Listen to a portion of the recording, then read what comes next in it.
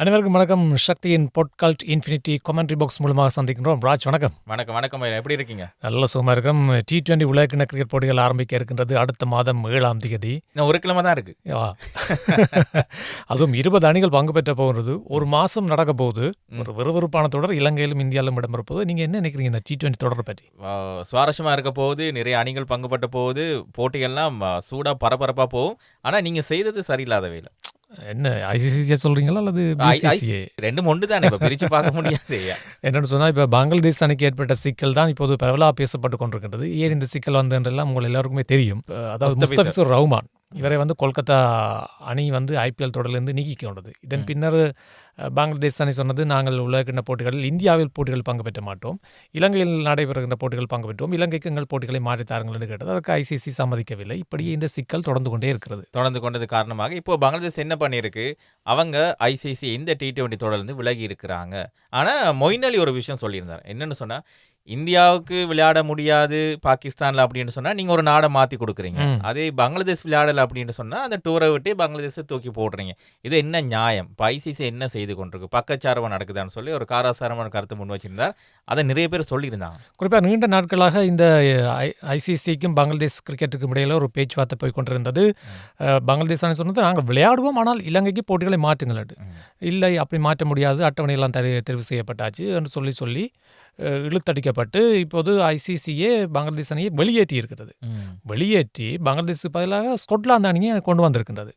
எனவே இது எப்படி அந்த குழுவுக்குள்ள ஒரு ஆரோக்கியமான நிலையை ஏற்படுத்தும்? ஆரோக்கியம் இல்லை. பல மாதிரி 2 அணிகள் இருக்குன்னு நினைக்கிறேன். நியூசிலாண்டும் வெஸ்ட் இண்டீஸும் நினைக்கிறேன் இல்லையா? பல மாதிரி 2 அணிகள் நினைக்கிறேன். அந்த 2 அணிகளும் இப்போ அடுத்த சுற்றுக்கு செல்வதற்கு ஈஸியாக அமையும். இங்கிலாந்தும் மேற்கிந்திய தீவுகளும். எனவே இது அந்த குழாமையை எடுத்துக்கொண்டோம்னு சொன்னால், இத்தாலி, நேபாள அணிகள் தான் ஏனைய அணிகள். இப்போ பங்களாதேஷ் அணி இருந்திருந்தால் சி குழுவில் ஒரு விறுவிறுப்பான போட்டியாக மாறி இருக்கும். எந்த அணிக்கு செல்வதற்கான வாய்ப்பு என்று 3 அணிகளுக்கு கடுமையான போட்டி இருந்திருக்கும். இப்போது பார்க்கின்ற போது ஸ்கொட்லாந்து தான் கொஞ்சம் சவால் விடக்கூடிய அணி. இருந்தாலும் இங்கிலாந்தும் மேற்கிந்தியர்களும் இலகுவாக அடுத்த சுற்றுக்கு செல்லக்கூடிய வாய்ப்பு இருக்கின்றது இந்த சி குழுவை பொறுத்தவரையில். உண்மையாகவே ஐசிசி செய்ததை ஏற்றுக்கொள்ள முடியாது அப்படின்னு நிறைய பேர் சொல்லியிருக்கிறாங்க. ஏன்னா பக்கச்சார்பாக நீங்கள் நடக்க முடியாது ஐசிசின்னு சொல்லும் போது கிரிக்கெட்டுக்கு நடுநிலைமையாக இருக்கணும். இப்போ இதால் பங்களாதேஷ் கிரிக்கெட் வாரியத்துக்கும் பங்களாதேஷ் நாட்டுக்கும் எவ்வளோ இழப்பு ஏற்பட்டுமா? கிட்டத்தட்ட இலங்கை பண மதிப்பில் நாங்கள் பார்ப்போமாக இருந்தால் 700 கோடிக்கும் அதிகமான பண இழப்பு பங்களாதேஷ் கிரிக்கெட்டுக்கு ஏற்பட போகிறது. ஏன்னு சொன்னால், இந்த உலகக்கிண்ண தொடர் பங்கேற்பதற்காக கொஞ்சம் நிதி வழங்குவாங்க. அதே வேளையில் இனி வரப்போகின்ற போட்டிகளுக்காக, அதேபோன்று ஐசிசி அந்தஸ்து இருப்பதற்காக ஒவ்வொரு ஆண்டுக்கும் வழங்கப்படுகின்ற நிதி இதெல்லாம் குறைக்கப்பட போகின்றது. எனவே இதன் மூலமாக பங்களாதேஷ் கிரிக்கெட்டில் ஏராளமான நிதி இழப்பு ஏற்பட போகின்றது. இனி இப்போ பங்களாதேஷ் சொல்கின்றது, இந்த ஐசிசி உலகக்கிண்ண போட்டிகளை நாங்கள் எங்கள் தொலைக்காட்சியில் காட்ட மாட்டோம் என்று சொல்கின்றது. எனவே இதன் மூலமாக அங்கே வருமானம் குறைய போகிறது. இது பல நெருக்கடிகளை ஏற்படுத்தி இருக்கிறது. இப்போது பங்களாதேஷுக்கு ஆதரவாக பாகிஸ்தான் செயற்பட்டது. பாகிஸ்தான் சொன்னது, பாகிஸ்தானும் பங்களாதேஷுக்கு ஆதரவாக இருக்கின்றது காரணத்தினால இப்போ பாகிஸ்தானும் இந்த உலகக்கிண்ண போட்டியில் பங்கு பெற்றுமா இல்லையான்ற ஒரு கேள்வி தொடர்ந்து இருக்கிறது. இன்னும் அவங்க சரியான குழுவை அறிவிக்கலைன்னா மயிரன். பங்களாதேஷ் குலாம் அறிவிச்சுட்டாங்க. பாகிஸ்தான் குலாம் அறிவிச்சாச்சு. ஆனால் தொடரில் பங்கு பெற்றுவோமா இல்லையா என்பதை வெள்ளிக்கிழமை தான் சொல்ல போகின்றார்கள். சில வேளை இப்படி இருக்குமோ, நீங்கள் பங்களாதேஷ் வெளியேற்றிட்டீங்க, கடைசி நேரத்தில் நாங்கள் இருக்கமா இல்லையான்னு சொல்லுவோம் என்பதற்காக ஐசிசியை பயமுறுத்துவதற்காகவோ அல்லது எதிர்பார்ப்பை ஏற்படுத்துவதற்காக இப்படி சொல்லுவாங்களா? இது ஆசிய கிண்ண தொடர்லேருந்து தொடர்ந்து கொண்டே செல்கின்ற ஒரு குழப்பமான நிலை. ஆசிய கிண்ண போட்டிகளில் கை கொழுக்காமல் சென்றது.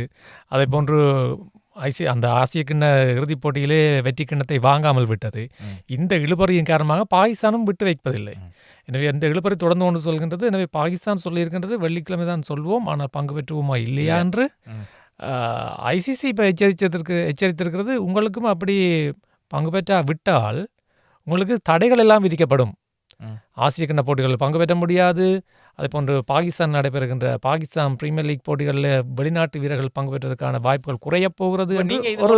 இதொன்று இந்தியாவுக்கு நீங்கள் செய்கிறீங்க இல்லையே, அது என்ன காரணமாகிடும்? பாகிஸ்தான் ஆக்ஷன் எடுக்கிறீங்க, பங்களாதேஷ் ஆக்ஷன் எடுக்கிறீங்க. இந்தியாவுக்கு நீங்கள் இந்தியா எது சொன்னாலும் நீங்கள் கேட்டு ஐசிசி செய்து கொண்டு இருக்கு. என்ன செய்கிற? இந்தியாவின் பொம்மையாக இருக்கிற ஐசிசியின் பொம்மையாக இருக்கிற இந்தியாவின் ஜெய்ஷா தான் முடிவெடுத்து கொண்டிருக்கிறார். ஆனால் ஐசிசி என்று சொன்னால் நடுநிலைமை இருக்கக்கூடிய அமைப்பு, இவ்வளோ பழமை வாய்ந்த ஒரு அமைப்பாக இருக்குது. இது ஒரு மிகப்பெரிய ஒரு சிக்கலை ஏற்படுத்தியிருக்கணும். பக்கச்சார்பாக நடக்கிற மாதிரி. இது அரசியல், விளையாட்டு இல்லை மயிரன். கிரிக்கெட் அதாவது இதை விளையாட்டை பார்க்கணும். நான் நிறைய நிகழ்ச்சிகளை சொல்லியிருக்கிறேன். இது இப்படியே தொடர்ந்து கொண்டு போனால் கிரிக்கெட்டுக்கும் ஆரோக்கியம் இல்லை, ஒரு சின்ன பிள்ளைத்தனமான விஷயமா மாறிக்கொண்டு போகின்றது.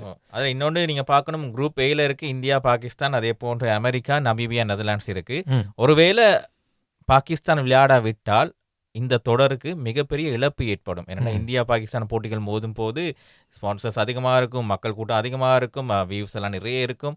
இந்த 2 நாடும் இல்லாமல் போனால், அதாவது பாகிஸ்தான் இல்லாமல் போனால் இந்தியா விளையாடுகின்ற போட்டிகள் பெருசாக சுவாரஸ்யம் இல்லாமல் போகும். எனவே இதில் ஐசிசிக்கு தான் இழப்பு ஏற்படும் மொழியோ பாகிஸ்தானுக்கு பெரிதாக இழப்பு ஏற்பட வாய்ப்புகள் குறைவு.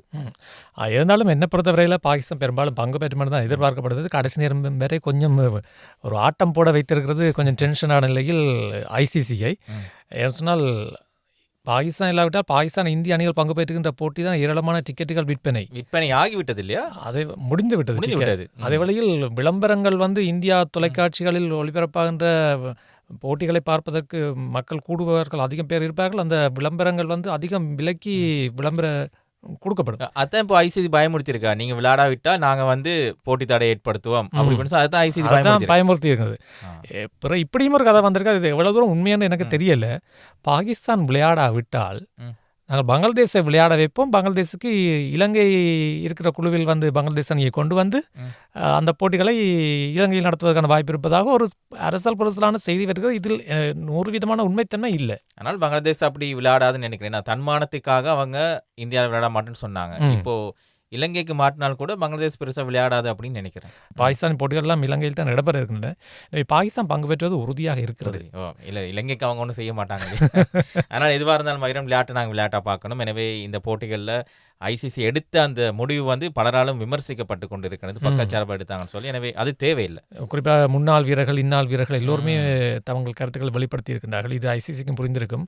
ஆனால் பங்களாதேஷ் கிரிக்கெட்டும் சொல்லியிருக்கிறது, இதுக்கு நாங்கள் மேலதிகமாக ஒரு தீர்ப்பை பெறுவதற்கான முயற்சிகளை மேற்கொள்கின்றோம் என்று. யார்கிட்ட போவீங்க? ஐசிசிட்ட நீங்க முறையிட்டா அங்க ஒரு இந்தியாவோட ஒரு ஆதிக்கம் தான் அங்க இருக்கு. இப்போ நீங்க யார்கிட்ட போய் தீர்ப்பை நீங்க பெற்றுக்கொள்வீங்க? குறிப்பாக சுவிட்சர்லாந்தில் ஒரு அமைப்பு ஒன்று இருக்கின்றது. உலக விளையாட்டுகள் எல்லாத்துக்கும் பொதுவான ஒரு அமைப்பு இருக்கின்றது.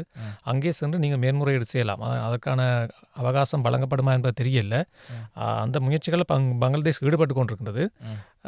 என்ன நடக்கும் என்று தெரியல, பார்ப்போம், பொறுத்திருந்து. இப்போ நான் குழுவை பார்த்தா இந்தியா பாகிஸ்தானும் இருக்கிறது. இந்த 2 அணிகளுமே அடுத்த சுற்றுக்கு செல்வதற்கான வாய்ப்புகள் அதிகம் பாகிஸ்தான் பங்கு பெற்றினால். பி குழுவை பொறுத்தவரையில் ஆஸ்திரேலியா, இலங்கை, ஜிம்பாப்வே, அயர்லாந்து. இது கொஞ்சம் கடினமான சுற்று. ஏன்னு சொன்னால் இப்போது இலங்கை இருக்கிற நிலை கொஞ்சம் பிரச்சனையாக இருக்குது. ஆனால் ஒரு நாள் போட்டிகள் இங்கிலாந்துக்கு எதிராக 2-1 அடிப்படையில் இங்கிலாந்து வெற்றி பெற்றிருக்கிறது. எனவே இலங்கை T20 குழாம் இப்படியாக அடுத்து இங்கிலாந்துக்கு எதிரான போட்டிகள் முன்னெடுக்க போகிறதோ, அதுக்கு பிறகு T20 போட்டிகள், உலகின போட்டிகள் எப்படி சந்திக்க போகிறது என்பது கொஞ்சம் கேள்வியாக இருக்குது. இந்த பி குழு பாருங்க மயிரன், ஸ்ரீலங்கா, ஜிம்பாப்வே, அயர்லாந்து, ஓமான் இருக்கிறது. இப்போ ஒரு காலத்தில் நாங்கள் அடித்து சொல்லலாம் இலங்கையும் ஆஸ்திரேலியா தான் போகுது அப்படின்னு. இப்போ எங்களால் சொல்ல முடியாத அளவுக்கு இலங்கை அணியினுடைய இந்த பெர்ஃபார்மன்ஸ் இருக்குது. இப்போ நீங்கள் உண்மையாக அந்த குழுவை பார்த்தா உங்களுக்கே ஒரு டவுட் வரும் இல்லையா? சிலவில் ஓமான் போகுமா, சிலவில் ஜிம்பாப்வே போகுமா அப்படின்னு.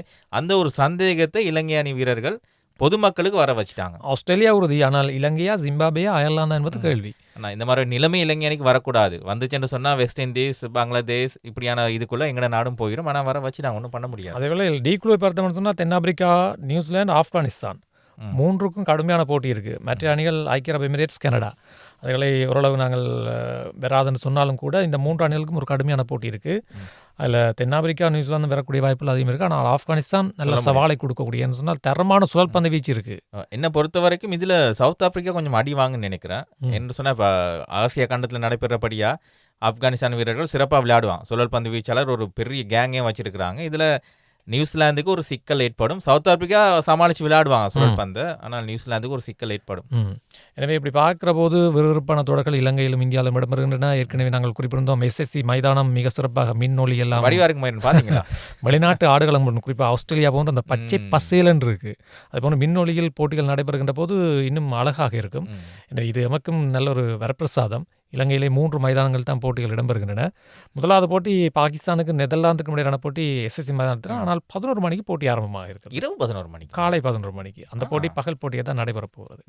அது ஒரு சிக்கலா இருக்கும். ஏனென்றால் அதுக்கு டிக்கெட் கிடைக்கும் இல்லையா மகிரன்? தாராளமாக கிடைக்கும். இந்தியா பாகிஸ்தானுக்கு தான் பெரிய பிரச்சனையா இருக்கும். இலங்கையில் பார்க்க இந்தியா பலமான ஒரு அணியாக இருக்கு. என்ன சொன்னால் இப்போ தற்போது நடைபெற்றுக் கொண்டிருக்கிற நியூசிலாந்து தொடர், அதில் அபிஷேக் சர்மா அடிக்கிற அடி எல்லாம் பார்த்தா நியூசிலாந்து வீரர்கள் வந்து அபிஷேக் சர்மா இந்த பேட்டை வாங்கி பார்க்குறாங்க, என்ன இது மாயம் இருக்கான்னு சொல்லி. உங்களுக்கு தெரியும், முன்னொரு காலத்தில் சனத் ஜெயசூரிய அடித்து அடியை பார்த்து சௌரவ் கங்குலி சனத் ஜெயசூரியோட பேட்டை வாங்கி பார்த்தாரு, இந்த பேட்டில் என்ன இருக்குன்னு சொல்லி. அப்படியான ஒரு நிலை இப்போ உருவாகிருக்கு. என்ன சொன்னால் இந்தியா அணி நல்ல ஒரு தரமான அணியாக இருக்குது. இப்போ சஞ்சு சாம்சன் நிலை தான் பரிதாபமாக இருக்குது. உண்மையாக சஞ்சு சாம்சனை பொறுத்தவரை எத்தனையோ வாய்ப்புகள் கொடுக்கப்பட்டுச்சு. அவர் அணியில் வந்து தூக்குனா ஃபேஸ்புக் போராளிகள் வந்து அவருக்கு வாய்ப்பு கொடுங்க, நல்லா விளையாடுறாருன்னு சொல்கிறாங்க. ஆனால் வாய்ப்பு கிடைக்கும் போது அந்த மனுஷன் பயன்படுத்திக் கொள்றாரு இல்லை, என்ன செய்கிறது மகிரன் இது? அதனால் இப்போ இஷான் கிஷானுக்கு ஒரு போட்டி இருக்குது. இஷான் கிஷான் சிறப்பாக விளையாடி கொண்டிருக்கின்றார். அவர் ஒரு விக்கெட் காப்பாளர். எனவே சஞ்சு சாம்சனை உலகின போட்டிகளிலிருந்து ஒரு மாற்று வீரரை தான் வைத்துக் கொள்வார்களோ தெரியாது. ஒருவேளை தெரிவு செய்யப்பட்டால் இதுதான் அவருக்கு கடைசி உலகமாக கூட இருக்க வாய்ப்புகள் இருக்கு. எனவே இப்போ பார்க்குற நேரத்தில் ஆசிய அணிகள்னு பார்த்தால் இந்திய அணி பலம் மிக்க ஒரு அணியாக காணப்படுகிறது. இலங்கையில் பார்க்க நீ இலங்கை ஆடுகளங்களில் இந்தியாவுக்கு போட்டிகள் ஒரே ஒரு போட்டி தான் இருக்க போது. பாகிஸ்தானோட மிகுதி எல்லாமே இந்தியாவில் தான். எனவே இந்தியா ஒரு பலம் மிக்க அணியாக அடுத்த சுற்றுக்கு செல்வது உறுதி. ஏன்னா அவங்க ஆடுகளங்கள் தன்மை தெரிஞ்சிருக்கும். எனவே அவங்க இப்பயே ரெடி ஆயிட்டாங்க. அடுத்த கப் எங்களுக்கு தான் சொல்லி அந்த அளவுக்கு ஒரு பெர்ஃபெக்டான டீமை வச்சு அவங்க பில்ட் பண்ணிட்டாங்க. இப்போ இந்திய அணியுடன் இறுதிப் போட்டியில் போட்டி போடுகிற அணி என்பதுதான் இந்த தொடர் அமைய போகுது. ஆஸ்திரேலியாவா வேற எதுவும் அணிகளா, இதுதான் போட்டி. இந்திய அணி கன்ஃபார்ம் ஆகிட்டு. அப்படியா? கன்ஃபார்ம் ஆகிட்டு. அவங்க அடிக்கிற அடியை பார்த்தாலே முன்னாடி ஓவர் 4 ஓவரில் அவர் கிட்டத்தட்ட 10-11 ரன் தான் கொடுக்குறாரு. அதில் ஒரு 3 விக்கெட் எடுத்துக்கிறார். அவனோட பவுலிங் யூனிட்டும் நல்லா தான் இருக்குது. எனவே ஒரு விறுவிறுப்பான தொடர் அடுத்த மாதம் ஆரம்பிக்க இருக்கிறது. அடுத்தடுத்த வாரங்களில் இன்னும் நிறைய விஷயங்களை பற்றி பேசுவோம். இப்போதைக்கு இந்த பங்களாதேஷ் பாகிஸ்தான் ஐசிசி விவகாரம் தான் சூடு பிடித்திருக்கிறது. எனவே இந்த ஒளிப்பதிவுக்கு பிறகு நாளை மறுதினம் உண்மையான உறுதியான முடிவுகள் வரும் பாகிஸ்தான் கிரிக்கெட்டில் இருந்து. ஆனால் இப்படியான முடிவுகள் வரும் என்று எல்லோருமே எதிர்பார்த்து காத்திருக்கின்றார்கள். எனவே நாங்களும் வந்தவுடனே உங்களுக்கு அறிய தயாராக இருக்கிறோம். சரி, எனவே இத்தோடு நாங்கள் இன்றைய பொட்கால்ட்டை நிறைவு செய்ய போகின்றோம். கமெண்ட்ரி பாக்ஸை அடுத்த வாரம் சந்திப்போம். இன்னும் T20 பற்றிய பல்வேறு சூடான சுவாரஸ்யமான விடயங்களோடு சந்திப்போம். சரி, உங்களுக்கும் எதுவும் கருத்துக்கள் இருந்தால், கமெண்ட்ஸ் இருந்தால் கீழே இந்த வீடியோ கீழே கமெண்ட்ஸ் செக்ஷனில் போய் உங்களோட எல்லா கமெண்ட்ஸையும் போடுங்க. எல்லாத்தையும் நாங்கள் வாசிப்போம். இதை நாங்கள் தவற விட மாட்டோம். விமர்சனங்கள் ஏற்றுக்கொள்ளப்படும். மீண்டும் அடுத்த வாரம் சந்திப்போம். வணக்கம்.